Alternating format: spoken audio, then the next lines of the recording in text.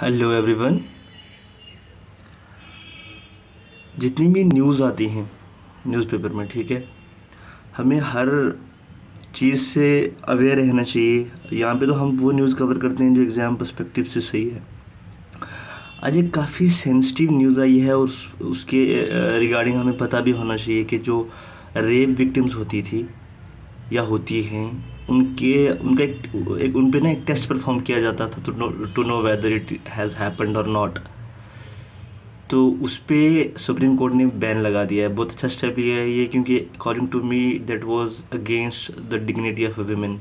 वो काफ़ी sensitive topic था, इसलिए वो मैंने यहाँ कवर नहीं किया। पर आप जाके गूगल पे चेक कर सकते हैं, इसके रिगार्डिंग कुछ भी आप सर्च करेंगे तो वो टॉप न्यूज़ पे दिखाएगा। तो आप वो गूगल पे जाके वो सर्च करें और देखेंगे वो क्या है, ठीक है। तो हम स्टार्ट करते हैं। आज का फर्स्ट क्वेश्चन है, when did communist party of India formed? Option 1 है 25 दिसंबर 1920, 26 दिसंबर 1930, ऑप्शन 3 है 24 दिसंबर 1925 या फिर 26 दिसंबर 1925।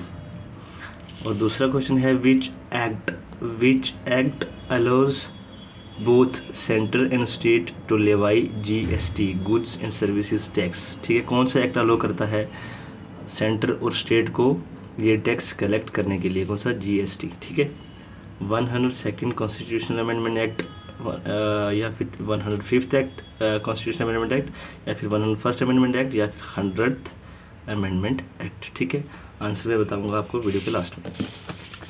तो आज है 1 नवंबर 2022। हमारा पहला जो टॉपिक है ये इकोनॉमी सेक्शन का है। ठीक है, इकोनॉमी। ठीक है, India's fiscal deficit touches 6.2 lakh crore. ठीक है, जो हमारा फिस्कल डेफिसिट है वो कितना हो चुका है? 6.2 लाख करोड़। ठीक है, लास्ट ईयर कितना था? 5.27 लाख करोड़।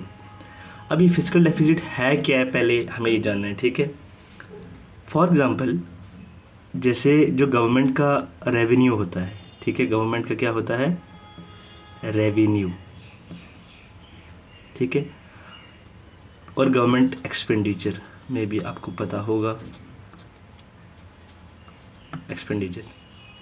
अगर गवर्नमेंट का जो रेवेन्यू है उससे गवर्नमेंट का एक्सपेंडिचर बढ़ जाए, फॉर एग्ज़ाम्पल आपके पास 100 रुपये है। ठीक है, आपके पास 100 रुपये है, ये आपका रेवेन्यू है। फॉर एग्ज़ाम्पल ये आपका रेवेन्यू है। आप एक्सपेंड कितना कर रहे हैं? आप कितना खर्च कर रहे हैं? आप कर रहे हैं 120 रुपये। अगर आपकी आमदनी 100 रुपये है और आप खर्च 120 रुपया कर रहे हैं, तो ये 20 रुपये आप कहाँ से लाएंगे? क्योंकि आपको खर्च करना पड़ेगा अपनी ज़रूरत के मुताबिक। ये 20 रुपये आपको कहीं से उधार लेना पड़ेगा, ठीक है, बोरो करना पड़ेगा।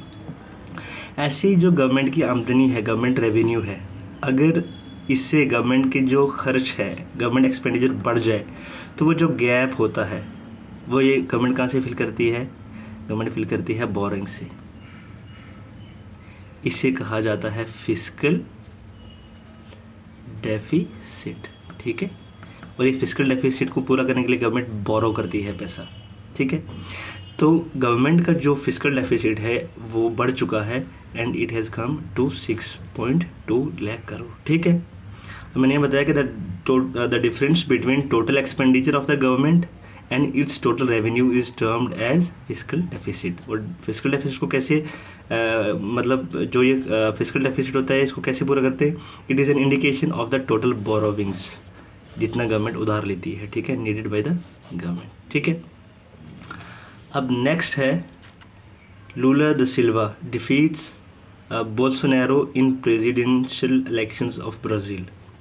अब ये तो इंटरनेशनल रिलेशन का टॉपिक है, लेकिन इसमें जो हमने एक डिफ्रेंशिएट किया है राइट विंग और लेफ़्ट विंग आइडियोलॉजी को, तब इसको अपना पॉलिटी और गवर्नेंस में भी इंक्लूड कर सकते हैं। इतना तो हमने जान लिया कि जो ये ब्राज़ीलियन लेफ्टिस्ट लीडर थे लुइस इनेंसियो लूला द सिल्वा, इन्होंने जो फार राइट प्रेसिडेंट थे जायर बोल्सोनारो, इनको डिफीट कर दिया इलेक्शन में और ये बन गए हैं, लूला द सिल्वा बन गए हैं president of Brazil.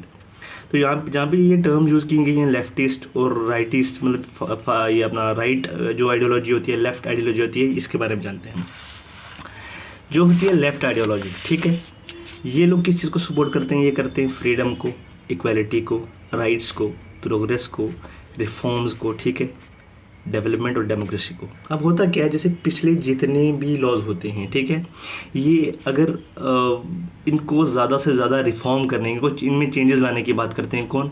Left wing ideology वाले, ठीक है। ये कम्युनिस्ट होते हैं, ठीक है, सोशलिज्म और कलेक्टिविज्म ऑफ द सोसाइटी पे बिलीव करते हैं, ठीक है। और ये क्या करते हैं? ये कहते हैं कि रिलीजन, ठीक है, रिलीजन को पॉलिटिक्स से दूर रखा जाए। ये लिबरल होते हैं, ठीक है, ये लिबरल होते हैं। ये सेम सेक्स मैरिज को, अबॉर्शन को, इमिग्रेशन को, इस चीज़ को क्या करते हैं? ये ज़्यादा से ज़्यादा प्रमोट करते हैं। लेकिन जो राइट विंग आइडियोलॉजी वाले होते हैं, ये कंजर्वेटिव्स होते हैं, अथॉरिटी पे, हायरार्की पे, जो पुराने ट्रेडिशंस होते हैं इनके, ठीक है, उन पे और नेशनलिज्म पे इनकी सबसे ज़्यादा फोकस होता है, ठीक है। ये कंजर्वेटिव्स होते हैं, ठीक है। और ये जो माइनॉरिटीज़ के राइट्स होते हैं उन पे ज़्यादा काम, ज़्यादा फोकस नहीं करते, क्योंकि ये प्रमोट करते हैं रिलीजन को पॉलिटिक्स में। अब इंडिया में ऐसी कौन सी पार्टीज़ हैं जो राइट विंग है? इसमें हम एग्जांपल दे सकते हैं बीजेपी, भारतीय जनता पार्टी, ये राइट विंग है। और सबसे बेस्ट एग्जांपल इंडिया में लेफ्टिस्ट आइडियोलॉजी की है CPI, communist party of India, Marxist, ठीक है। ये क्या है? लेफ्ट विंग की। और आप इनमें जो दोनों की आइडियोलॉजी को मिक्स करके फॉलो करते हैं, आप कह सकते हैं इंडियन नेशनल कांग्रेस, ठीक है। ये ना लेफ्टिस्ट है और ना राइटिस्ट, ठीक है। तो ये है sequence of implementation EWS quota outcomes. इसको आप पॉलिटिकल साइंस पॉलिटी सेक्शन में क्या कर सकते हैं? इंक्लूड कर सकते हैं इस टॉपिक को, ठीक है। अब इस पे ना EWS जो इकोनॉमिक वीकर सेक्शन के लिए जो कोटा रखा गया 10% कोटा, इस पे एक बहुत अच्छा एडिटोरियल आया है, ठीक है। इस पे काफ़ी उसका क्रिटिकल डिस्कशन हुआ उस पर हमें जानना है कि ये EWS होता क्या है, या वर्टिकल रिजर्वेशन, हॉरिजॉन्टल रिजर्वेशन क्या होती है, ठीक है। The reservation system in India takes two forms, that is vertical reservation and horizontal reservation. Vertical reservation के examples क्या हैं? जैसे on the basis of caste, जैसे बैकवर्ड क्लासेस को जो दी होती है रिजर्वेशन, उससे कहते हैं वो है on the basis of vertical reservation, ठीक है। जैसे SCs, STs, OBCs एक्सेट्रा, ठीक है। दूसरी है हॉरिजॉन्टल रिजर्वेशन। ये कैसे दी जाती है? जैसे वीमेन को, या जो लोग द पीपल विद डिसेबिलिटीज़ या डोमिसाइल के बेसिस पे जो दी जाती है उसे कहा जाता है horizontal reservation. The 103rd constitutional amendment act 2019 also known as 10% quota, ठीक है, for economically weaker section of society fundamentally altered the original VR which is vertical reservation, ठीक है। VR system by opening the VR to groups that are not defined in terms of hereditary, social group, identity, caste और tribe। अब जो ये act है 103rd constitutional amendment act 2019, इसमें क्या हुआ है कि EWS मतलब इकोनॉमिकली वीकर सेक्शन जो लोग हैं, जिनकी जो उसका जो लिमिट, इनकम का लिमिट रखा गया था, वो रखा गया था 8 लाख, ठीक है, इससे कम है, ठीक है, उनको इकोनॉमिकली वीकर सेक्शन 10% कोटा मिलेगा, ठीक है। ये 10% रिजर्वेशन, ठीक है।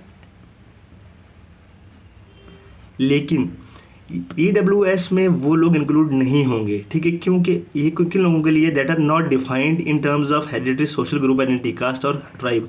जो लोग SC, ST या OBC जिनके पास कैटेगरी है, जो इसके अंदर लाई करते हैं, ये EWS उनके लिए नहीं है। ये सिर्फ उन लोगों के लिए होगा जो इन कैटेगरीज में लाई नहीं करते, ठीक है। आज के लिए इतना ही, थैंक यू सो मच। तो चलो अब आंसर्स डिस्कस करते हैं। तो कम्युनिस्ट पार्टी ऑफ इंडिया कब बनी थी? ये बनी थी 26 दिसंबर 1925, ठीक है। तो which act allows both central state to levy GST? तो ये एक्ट है 101st कॉन्स्टिट्यूशनल अमेंडमेंट एक्ट, ठीक है। Thank you so much, take care, watch the video, make the notes and revise weekly.